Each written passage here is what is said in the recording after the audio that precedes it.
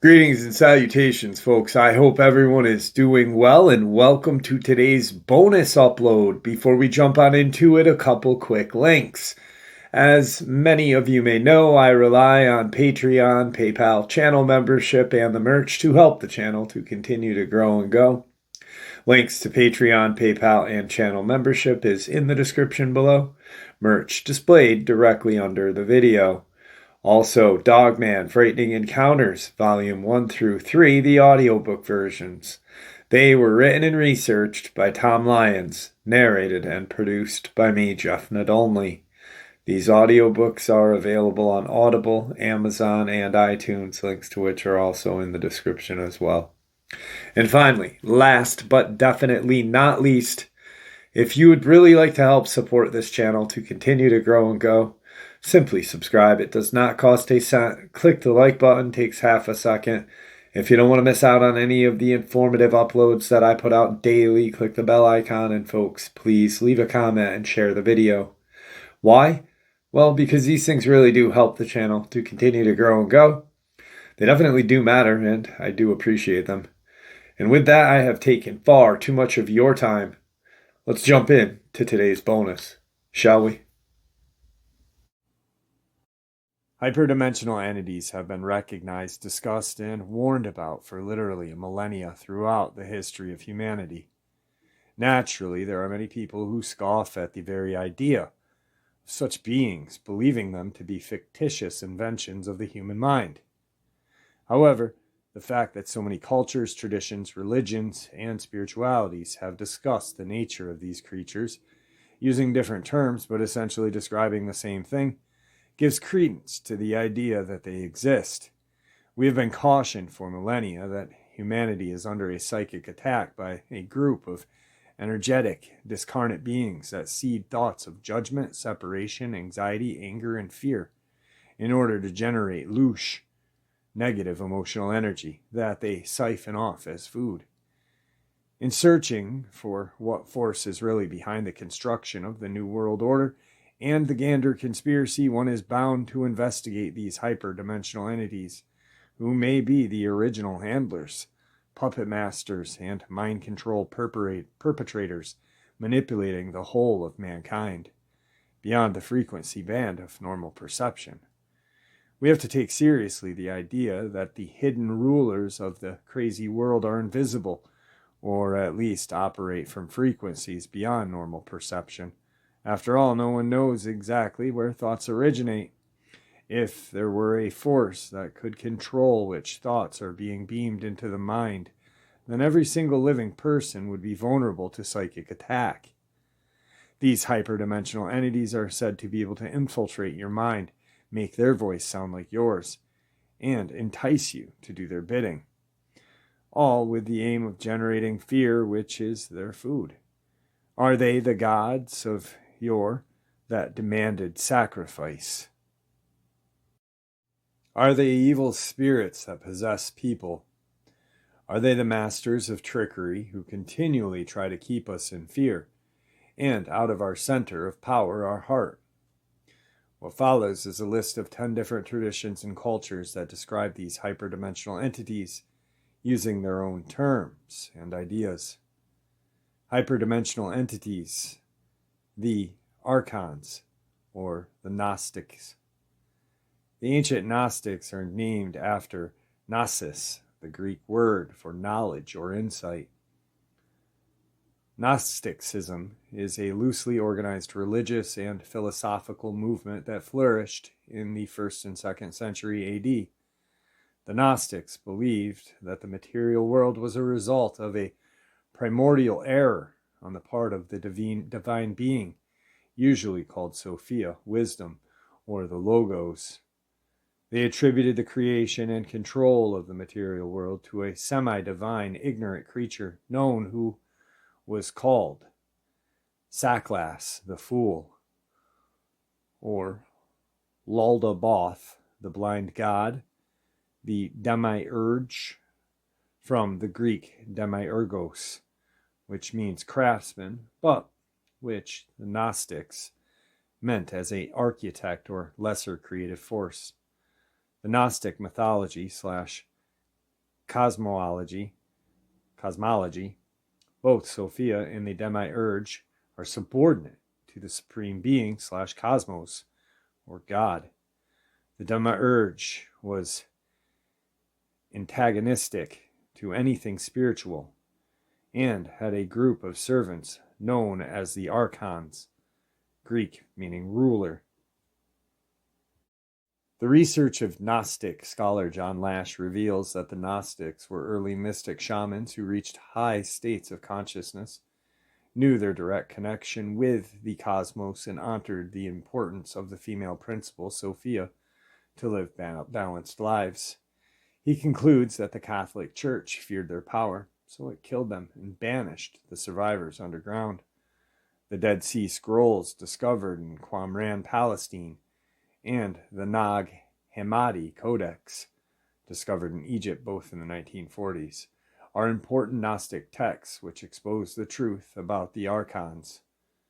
Here's a quote from the Apocryphon of John, a Nag Hammadi text. They sought to overpower humanity in its psychological and perceptual functions, although they saw the human thinking was superior to theirs. For indeed their delight is bitter, and their beauty is depraved, and their triumph is in deception, leading astray, for their own structure is without divinity. The Gnostics were postulating the idea of a predatory alien presence that took delight in others' pain and that used deception as a tool. Disconnected from their own power without divinity, they became parasites that had to hijack the energy of others to survive. Hyperdimensional entities, demons, Christianity. These same forces are called demons in the Christian tradition. In this famous quote from Ephesians 6:12, the creatures are actually called rulers and authorities, which directly echoes the language used to describe the archons in the Dead Sea Scrolls and the Nag Hammadi. For our struggle is not against flesh and blood, but against the rulers, against the authorities, against the powers of this dark world, and against the spiritual forces of evil in the heavenly realms. Christianity also contains a tradition of exorcism of evil spirits. The gospel contains many stories of Jesus casting out evil spirits. This tradition continues to the current day. Father Gabriel Amorth was a former official in the Vatican who served as an exorcist for the Diocese of Rome for 30 years. He was also the founder of the International Association of Exorcists. Hyperdimensional entities, jinn, Arabian mythology.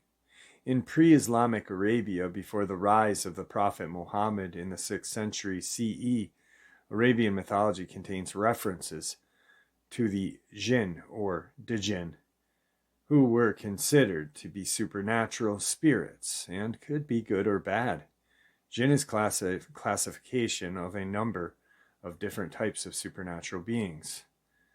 The Book of Evolution of the concept of the jinn from pre-Islam to Islam describes how they could appear as pure spiritual beings or angels or demons, as indicated by Ibn Manzur in Lisan al-Arab.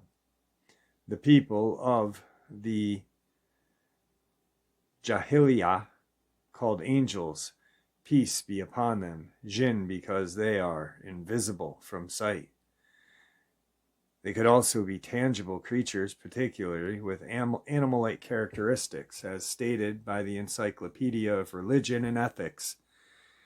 Were not pure spirits, for there were often represented as hairy and often as having the form of an ostrich or a snake. The book mentions 4 specific types of jinn in the pre-Islamic world. Ghoul. We get the English word ghoul from this. The ghouls were desert demons believed to rob graves and devour corpses. They seem to appear in many different forms, often animalistic. They could appear and disappear like the light of a torch. They left a physical corpse behind when killed.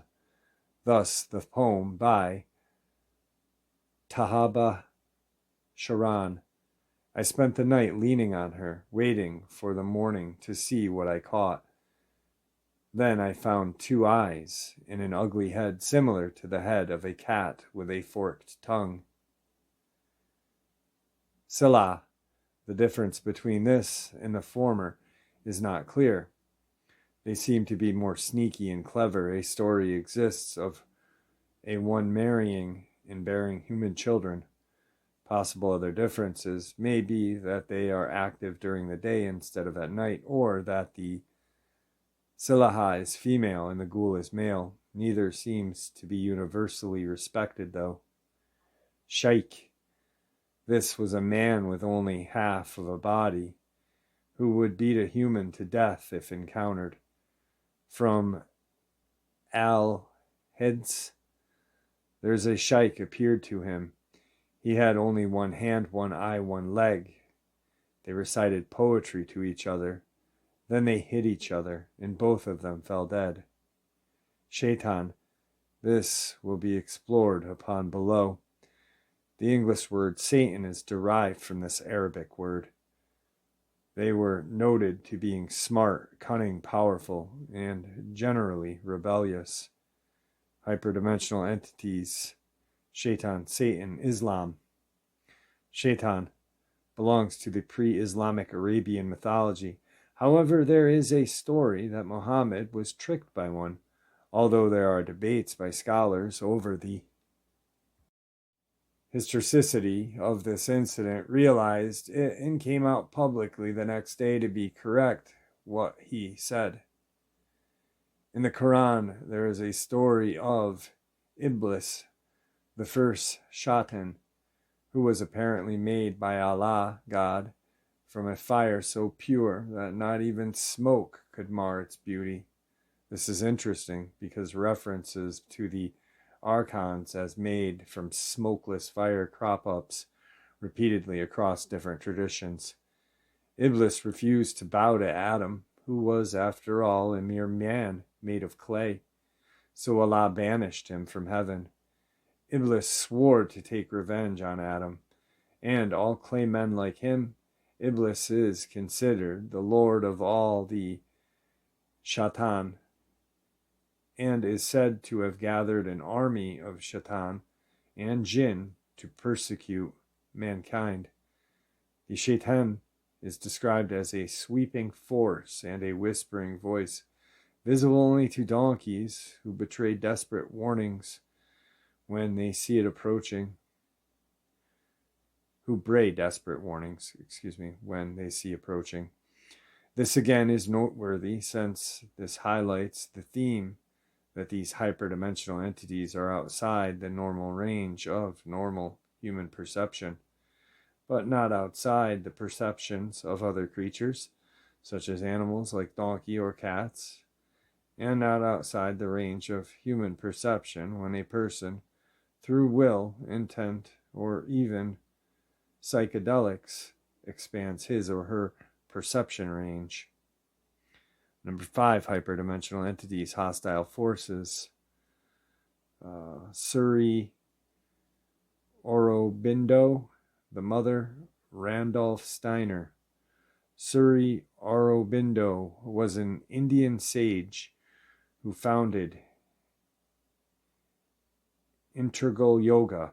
He wrote about the archons using the term hostile forces. The adverse force, is the power that keeps up ignorance and darkness in the world. It can only be destroyed when mankind is no longer in love with ignorance and darkness. Each Sadek has to push it out of contact with his being. When it is gone from him, then there will no longer be any serious difficulties in his sadhana, or practice. The hostile forces are powers of darkness who are in a revolt against the light and the truth and want to keep this world under the rule of darkness and ignorance. Whenever anyone wants to reach the truth, to realize the divine, they stand in the way as much as possible. Sometimes they possess men in order to act through them. Sometimes they take birth in a human body. When their use in the play is over, they will either change or disappear or no longer seek to intervene in earth play. The mother, a woman closely associated with Sri Aurobindo and his work, talks about it here as she alludes upon a spiritual possession and demonic possession. Question: when a being is possessed by a hostile force, what becomes of his psychic? Mother: it depends on the degree of possession. Usually it is something progressive. First, there is an influence under which one comes.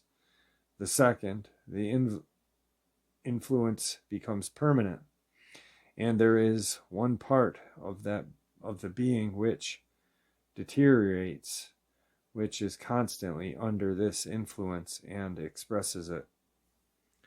After this, the being which has cast its influence tries to enter that part. Then usually this produces a conflict, a kind of inner battle, if one doesn't know how to resist and doesn't succeed in shaking off the hold.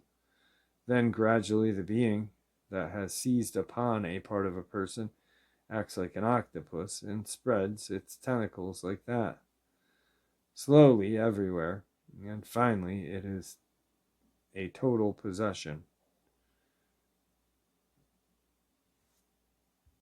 At the moment of total possession, either the possessed person becomes completely unbalanced or he becomes a kind of monster.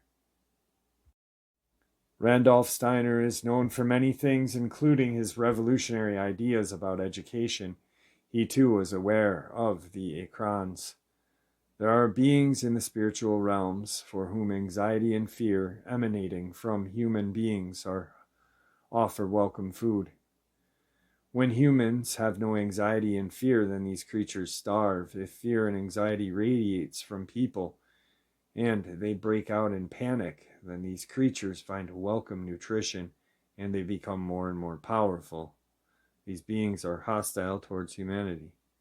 Everything that feeds on negative feelings, on anxiety, fear, and superstition, despair, or doubt, are in reality hostile forces in supersensible words, launching cruel attacks on human beings while they are being fed.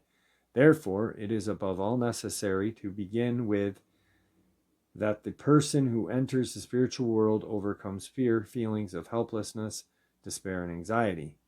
But these are exactly the feelings that belong to contemporary culture and materialism, because it estranges people from the spiritual world. It is especially suited to evoke happiness and fear of the unknown people, thereby calling upon the above-mentioned hostile forces against them. Hyperdimensional entities have been observed, warned about, and even fought with throughout the history of humanity by shamans, mystics, and prophets.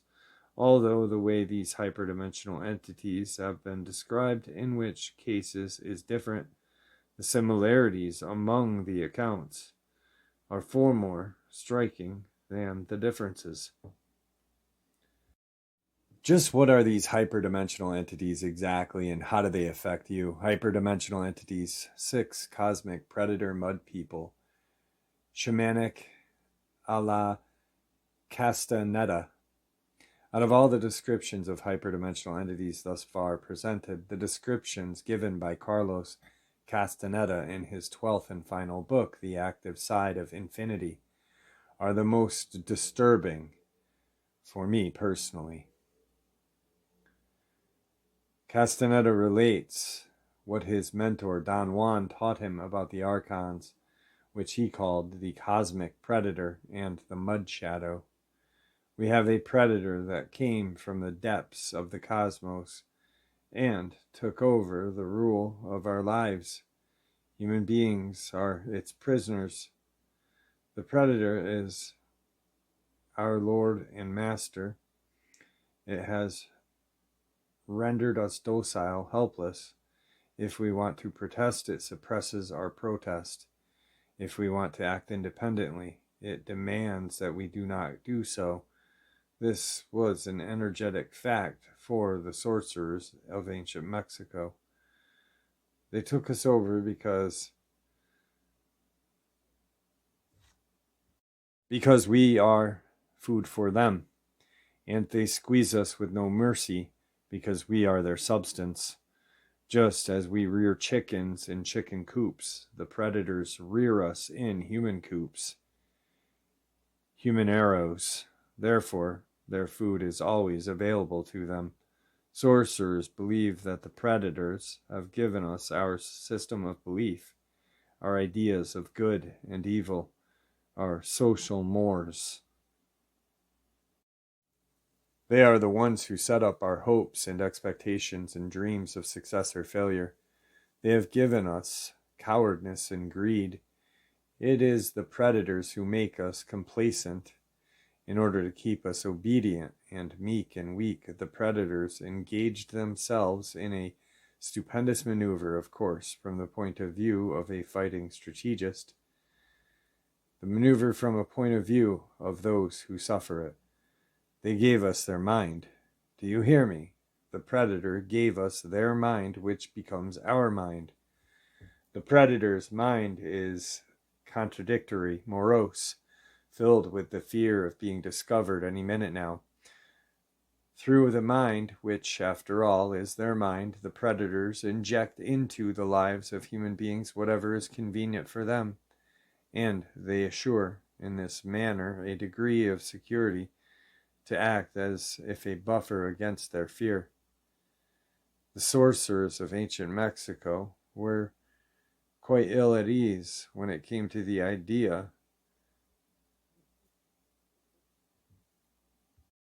of when the predator made its appearance on Earth. They reasoned that man must have been a complete being at one point, with stupendous insights, feats of awareness that are mythological legends nowadays. And then everything seems to disappear, and we have now a sedated man.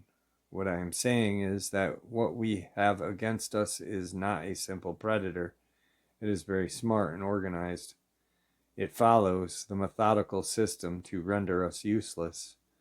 Man, the magical being that he is destined to be, is no longer magical. He is an average piece of meat. The mud shadow explains the seemingly irreconcilable differences between man, the genius, engineer, and man, the stupid idiot. The cosmic predator uses man as food, but in order to get the most loosh he can, he has to whip man up into negative frenzy, much as farmers fatten their chickens and cattle before killing them. Don Juan specifically explains that every man has a glowing coat of awareness upon which the predator feeds. It milks men by provoking emotional drama so as to generate flashes of awareness that it then eats. In other places, in the Castaneda book series, Don Juan describes the mud shadow as a foreign installation and even hints that certain shamans or sorcerers have seen the creatures. Number 7, hyperdimensional entities, the evil magician.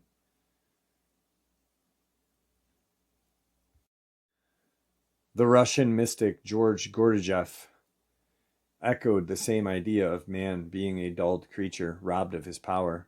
Gurdjieff believed most people lived their lives in a kind of hypnotic trance or waking sleep. He illustrated this in his story of the evil magician. There was an evil magician. He lived deep in the mountains and the forests, and he had thousands of sheep. But the problem was that the sheep were afraid of the magician, because every day the sheep were seeing that one of them were being killed for his breakfast, another was being killed for his lunch. So they ran away from the magician's ranch, and it was a difficult job to find them in the vast forest. Being a magician, he used magic. He hypnotized all the sheep and suggested to them,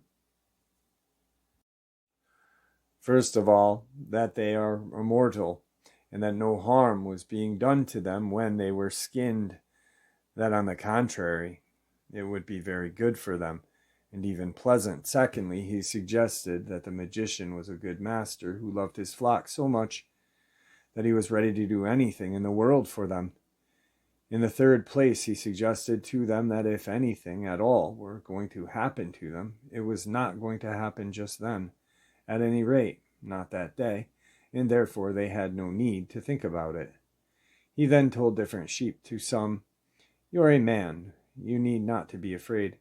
It is only the sheep who are going to be killed and eaten, not you.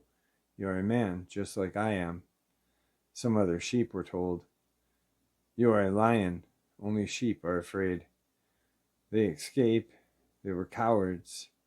You are a lion, you should prefer to die than to run away. You don't belong to the sheep." So when they are killed, it is not your problem. They are meant to be killed.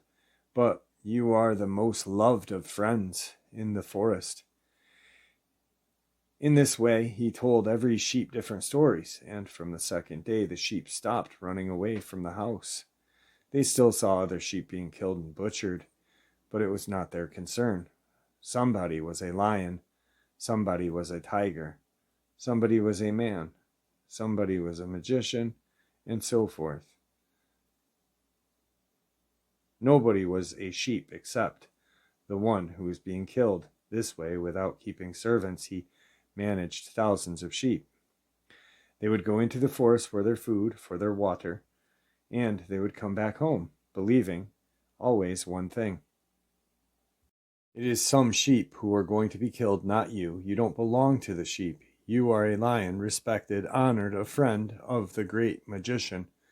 The magician's problems were solved, and the sheep never ran away again.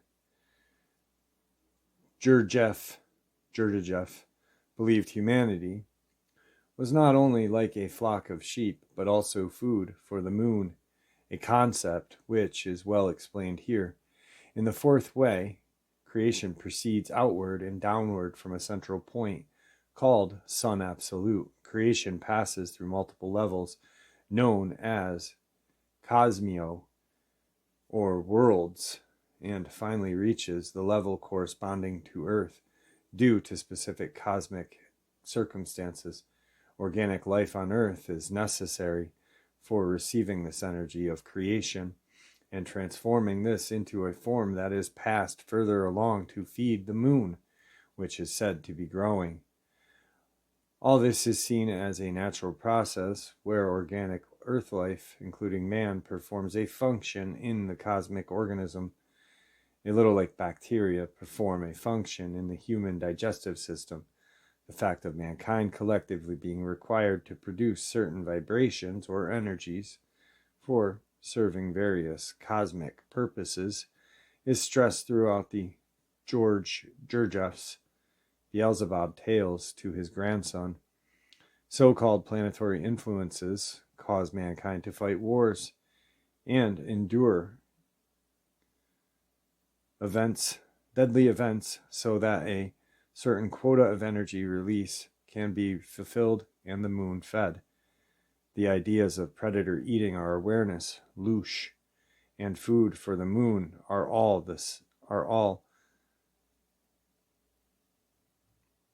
Number 8, hyperdimensional entities. Wetiko, Native American. In slight contrast to the view of the archons as presented in the works of Castaneda, and elsewhere. The Native American Indian tradition conceived hyperdimensional entities as a mind virus, which they called Wetiko.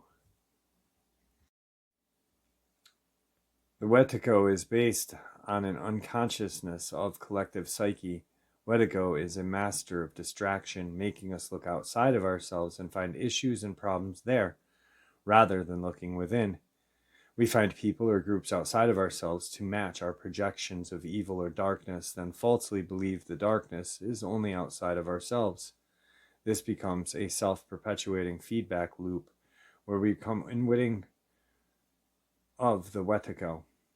Paul suggests that whether we look at Wetiko as a cunning enemy out to destroy us or a cheeky challenger out to prod and poke us into fuller awareness, it's a matter of perspective. Obviously, it is more empowering to view the created situations and outcomes of the mind virus as gifts rather than curses or burdens, because the former view may spur us on to become better people, while the latter may lead us to anger and hate. We do at least have that much choice, but unless we are already fully awakened or enlightened individual, we do not yet have the choice of whether to invite Wetiko into our lives or not. It is already here, and it is not going away unless every last speck of shadow is fully acknowledged. From this perception, the hyperdimensional entities are part of a single mind virus which tries to trick us at every turn, causing us to see problems in others. Psychological projection, when really the problems originate from ourselves. The list is not complete, for there are many other traditions which speak of the same basic idea. The concept of Maya in Hinduism and Samsara in Buddhism describe the state of being lost in an illusion of shadow or being led around by temptation and seduction due to archontic influence. According to Bernard Gunther, there are other references to hyperdimensional entities, lords of destiny, and the general law. But how do ETs fit into all of this? At this point, the overwhelming evidence of the existence of aliens or ETs must be mentioned, especially for the Greys and the reptilians. It is unclear where these beings are the same thing as the archons, who are not physical, or whether they are physical and therefore subject to psychic attacks by the archons, just as mankind is, though I believe the latter.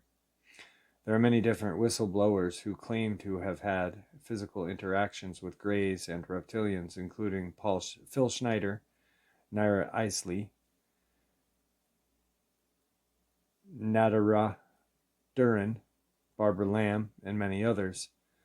There is also the idea put forth by many, such as Whitley Strieber, that hostile ETs engage in producing an alien-human hybrid race through genetic engineering, cannot physically experience Earth in their own bodies, so they appear to be trying to experience it through others. This idea suggests there is something different, non-corporeal, about these ETs, just as there undoubtedly is with the archons. They cannot quite cross dimensions. However, more research needs to be done in this area. One final note on this aspect of topic: a common theme among stories about hyperdimensional entities and reptilians is that there is some kind of channel which is opened, especially during the ritual. This channel is a two-way street. The possessing force takes over the vessel's thoughts, words, and actions to some degree, while the possessed gets to use borrowed energy and feels a dark rush or adrenaline high. The main point of this demonic possession is so that the hyperdimensional entity can cross over dimensions more easily into this world. This is very important to remember. When looking at the sick, sexual, and sacrifice satanic rituals performed by the elite at places like Bohemian Grove, David Icke's take on this: while archons can come into our reality, it takes so much energy for them to remain in our frequency that they cannot stay very long. So they have possessed the elite New World Order families who are essentially archon families who channel them and bring about their agenda on Earth. The British royal family, psychopathic CEOs, pedophilic leaders are expressions of the archon mentality on Earth. Beware the fake light. There is much evidence that is the archons who are behind the fake light of the New Age movement, the possible light trap at the point of death, and the ubiquitous divide and rule strategy we see everywhere in the push towards NWO. In order to capture and control the widest possible spectrum of souls, the corrupt demiurge split its agents into two seemingly opposite teams, dark versus false light. What matters most to the demiurge is what we worship it or ones of its agents, regardless if they are on the light team or dark team. The corporate demiurge is an entropic system of artificial induced separation consciousness that is slowly dying, and it depends on harvesting the energy from the souls incarnated within its system in order to preserve its existence.